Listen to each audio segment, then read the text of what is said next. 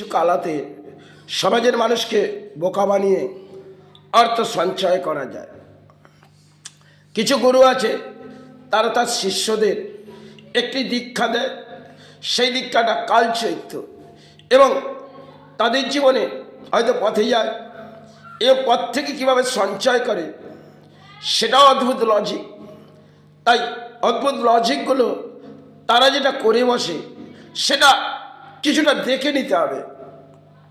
তাই একটা সময় মহারাষ্ট্রের মুখে আমার কর্মস্থান, এক সাধু এলো, নাগা। তিনি আমাকে নিচের স্তরটা খুলে দেখালেন, আমার বড় ভক্তি লাগলেন। চারটি চেন ঝোলানো আছে, আর নাগা তিনি চেন তালা দেয়া। তাই দেখে ভক্তি লেগে তাকে আমি দোকানে বসতে দিলাম। তো যেখানে মাতার ছবি আছে, উনি আমাকে বললেন একটি ফুল ওই মাতার চরণ থেকে কেড়ে দে। আমি শ্রদ্ধার মাঝে মাতার চরণ থেকে কাটলাম। কাটার পর আমাকে বলছে এই ফুলটি হাতে নিয়ে রগড়া। তাই যতটা হাতে হয়তো রগড়ালাম, হাতের মধ্যে ফুলটি আর রইল না, সিঁদুরটি এলো। এবং আরেকটি কালা সিঁদুরটি হওয়ার পর আমার একটি এইসব শিক্ষাগুলো অর্জন করার প্রয়োজন ছিল। তখন বললেন যে আরেকটি কাজ কর, তোর যে ডাইনে হাতটা আছে সেটা নাকে দে। তখন আমি নাকে দিলাম, অদ্ভুত একটি সুগন্ধ এলো। এবার তিনি বললেন কালাগুলো বহু শিক্ষা অর্জন করার আছে। তিনি আরেকটি কালা করলেন, যেটা বললেন কিছু তোর হাত থেকে অর্থ দে। তখন আমি মানিব্যাগ থেকে 100 টাকার নোট কি যাই হোক 500 টাকার নোট এই ধরনের কিছু বার করে ওনাকে হাতে দিতে গেলাম। উনি বললেন এটাকে রগড়া। তো যত রগড়ালাম একটা ধূপের ছাই হয়ে হাতে দাঁড়িয়ে গেল। তখন আমি কালাটা দেখতে লাগলাম যে ওনারা কি শিক্ষা অর্জন করে এই সমাজ থেকে অর্থ সঞ্চয় করে। কারণ তন্ত্রের মধ্যে কিছু কালা আছে যেগুলো অপকর্মে, আর অপকর্মের কালাগুলো কিছু সাধনার জগতে করে বসে। দেখবেন সাধনার একটি বস্ত্র তিনি ধারণ করে আছে, কিন্তু যে কালাটা করছেন সেটা মনের মধ্যে হয়তো পাপ বৃদ্ধি আমরা কেন নিই, কেন তারা পাপ কাজ কিছু করে বসে, কারণ অধর্মের অর্থ তারা সঞ্চয় করে। এরকম বহু ধরনের কালা দেখবেন। আপনি একটা সাধুকে পথে যাচ্ছে, আপনাকে চোখটা দেখে আপনাকে বুঝে নিল যে আপনি সৎ ব্যক্তি, এবং আপনাকে কিছু কথা বলে সঞ্চয় করা যাবে। তিনি কিন্তু পথে আপনার সাথে একটু গল্প করলেন, আপনার হৃদয়ের ব্যাখ্যাগুলো শুনে আরেকটি হৃদয়ের ব্যাখ্যা তিনি বললেন। বলার পর আপনি চমকে উঠলেন যে বাস্তবটা কি।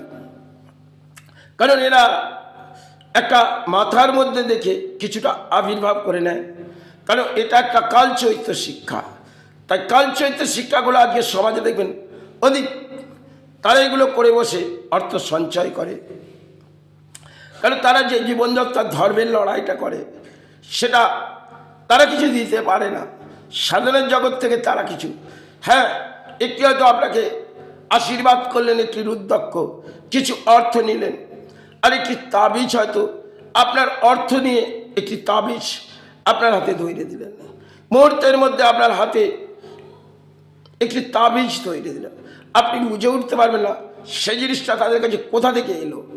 তার কাঁধে ব্যাগ, হাতে কিছুই নেই, হাতটা পেছন দিকে করলেন, একটা তাবিজ চলে এলো এবং একটি রুদ্রাক্ষ চলে এলো।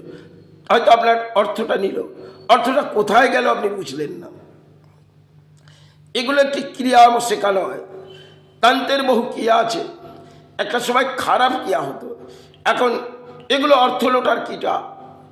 দেখবেন যারা এই সমাজে অর্থনীতির ক্রিয়াগুলো করে তাদের মধ্যে গুণাগুণটা, এই যে শিক্ষা তন্ত্র, সেটা সময়কালে আমাদের ভেঙে পড়েছে। বহু কিছু শিক্ষা তন্ত্রের মধ্যে দেখা যাবে যেগুলো অপকর্ম, আর সেটাকে আমরা গ্রহণ করি। তারা কিছু কালা করে দেখায়, আর সেই কালাটাকে আমাদের একটা আত্মবিশ্বাস হয়ে ওঠে। কিন্তু না, তারা যে অপকর্ম করে সঞ্চয় করে হয়তো পানে বেঁচে থাকার জন্যে, তবে ধর্মের নাম করে আর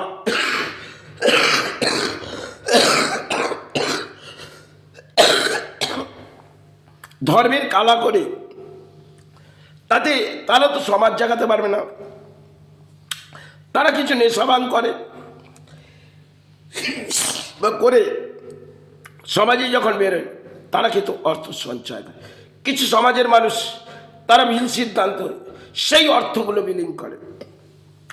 দেখবেন আপনার কাছে কতগুলো টাকা আছে, আপনি পকেটে নিয়ে যাচ্ছেন, সেটাও আপনার বলে দেবার তাদের কাছে ক্ষমতা আছে। এটা হয়তো বিশ্বাস করবেন না, যেরকম তারাপীঠ স্থান, সেখানে কিছু কালা আছে যেগুলো তারা আপনার ভবিষ্যৎবাণী বলবে। ভবিষ্যৎবাণীটা যেন আপনাকে পুরো বলে দেবে, কিন্তু কিছুটা সঠিক বলে দেয়, কারণ তাদের মধ্যে এই শিক্ষাটা আছে। কিন্তু সেই শিক্ষা থাকলে কী হবে, তারা আপনার ভবিষ্যৎ করে দেবে না। কারণ ভবিষ্যতে হয়তো আপনার জীবনে যা আসবে তা আপনাকে কাটিয়ে যেতে হবে, কিন্তু তারা কিছু ভবিষ্যৎবাণীগুলো কিছু বলে বসে। কিছু সন্ত সমাজের যারা আছে তারা সমাজের ভালো কাজ করে বসে, কিন্তু কিছু আছে আজকের তারিখে ভালোটা অঙ্কের কম, কিন্তু খারাপের অংশে গুণাগুণটা অধিক। আর আমরা খারাপ তন্ত্রটাকেই মেনে নিই, কেন তারা যে কালাগুলো আমাদের দেখিয়ে দেয়, আমাদের মনের মধ্যে হৃদয় জেগে যায়, তাই আমাদের অর্থগুলো বিলীন হয়। একটি যজ্ঞ চালালেন, 4টি লঙ্কা ফেটে উঠলো আপনার কাছ থেকে, তন্ত্র সমাজ থেকে কিছু অর্থ সঞ্চয় হয়ে গেল। নাহলে একটি যজ্ঞের মধ্যে একটি নারকল দিলেন, দেওয়ার পর হয়তো নারকলটি বাস্ট করলেন, সেক্ষেত্রে আপনার হৃদয়ের ব্যাখ্যাটি তিনি বললেন, যান আপনার করণীয় জীবনে সব কেটে গেছে, কিন্তু তা কিন্তু দশা, আপনার দশা ওইভাবে কাটবে না। আপনি নিত্যদিন যদি একটু জপ ধ্যান করে থাকেন, তাতে কিন্তু দশা থেকে আপনি রিলিফ পাবেন, কিন্তু আমরা সেটা করি না। আমরা কিছু তন্ত্রর কাছে ছুটি। আর তন্ত্রর কাছে ছুটে কী হবে? আপনি আপনার কর্মজীবনটাকে একটু ধর্মের মধ্যে রাখুন, তাহলেই দেখবেন আপনি ধর্ম থেকে কিছু না কিছু সাহারা পাবেন। আর যখন এই সব তন্ত্রর মাঝে যাবেন, তাতে কিন্তু আপনার দুর্ভোগ কাটবে না। সমাজের মানুষ কিছু ভেবে বসে এই তন্ত্রর কালা থেকে আমরা দুর্ভোগটাকে উদ্ধার করে নেব, কিন্তু তারা কখনোই এটা পারে না। তারা হ্যাঁ, সে আশীর্বাদটা করে, তার জন্য কিছু অর্থ নিয়ে নেয়, কিন্তু আশীর্বাদ করলেন যখন, সেখানে অর্থ কেন? অর্থটা তো ত্যাগের মাঝে। আপনি যখন সাধনা এসছেন, আপনাকে ত্যাগ দিতে হবে। আপনি প্রাণে বেঁচে থাকার জন্য ভোগের আশ্রয়, সেটা হয়তো সেবই সমাজ থেকে চেয়ে নিতে পারে। তাই সমাজ থেকে এই কালা দেখিয়ে অর্থ লোটাটা, এটা মনে হয় সমাজের কলিযুগে একটা পাপ বৃদ্ধি। আর সমাজের মানুষ সেই পাপ বৃদ্ধির মাঝেই ফেসে বেড়ায়, আর তারা এই অর্থটাকে সঞ্চয়, অর্থটা তাদের সাথে যাবে না, কর্ম তারে। আর তারা কর্মটা ক্রিয়ার মধ্যে দেখায়, সেই ক্রিয়া করে তারা নেশা ভাঙ করে বেড়ায়, আর সমাজ তাদের মেনে নেয়। এটা হয়তো সমাজের পরিস্থিতি। তাই এ ব্যাখ্যাগুলো আমার বলা উচিত নয়। আমি বহু সবাই ধরে বহু প্রান্ত দেখেছি, খারাপের অংশটা বেশি।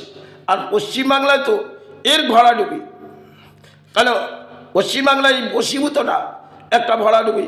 এ যারা বশীভূত, আরে যদি আপনি তারাপীঠ শ্মশানে যান, সেখানে গিয়েও দেখবেন এনারা যে করণীয় কাজগুলো কিছু তন্ত্রের করে বসে, এরা যেন কারো ভাগ্য থেকে পরিবর্তন করছে আর কারো ভাগ্য ফিরিয়ে দিচ্ছে, আর কিছু বশীভূত করে কারো অপকর্ম করছে। আরে তন্ত্রে যদি অপকর্ম করবেন, এর পাপ আপনাকে নিতে হবে, এর পাপের ভাগী আপনাকে কেউ নেবে না।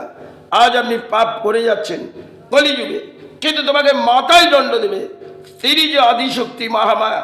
তিনি যদি শ্মশানে থাকে, তিনি কিন্তু জেগে আছে।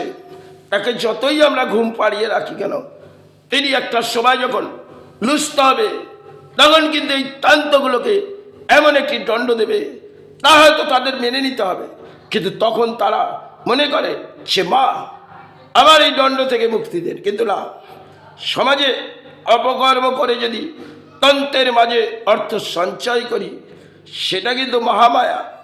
সেই মহামায়া যেখানে তারাপীঠ আছে আর যেখানে বহু মন্দির আছে, সে কিন্তু আমাদের এই কর্মটাকে দেখে, সন্তান সৎ কর্ম করছে না অসৎ।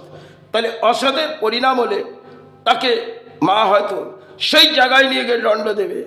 তার ইতিহাস কিন্তু বহু লম্বা। তাই সাধনার জগতে যারা বলে গেলেন, সে দেখো বাবা, তুমি ধর্ম করো, ধর্মের সাথে মায়ের ওপরে ছাড়ো আর গুরুর ওপরে, কিন্তু অসৎ কর্ম করো না। বহু কেউ বলে গেলে তারা কিন্তু সমাজের কাছে জেগে ওঠেনি, তারা সাধনাটাকে জাগিয়েছিলেন। যাই হোক, তাদের সাধনাটা একটা আলাদা পরিস্থিতি ছিল, বাবা করেছিল, কেউ গুরু গুরু করে, তবেই তারা সাধনাকে জাগিয়েছিল। আজকে সেই পরিস্থিতি নয়।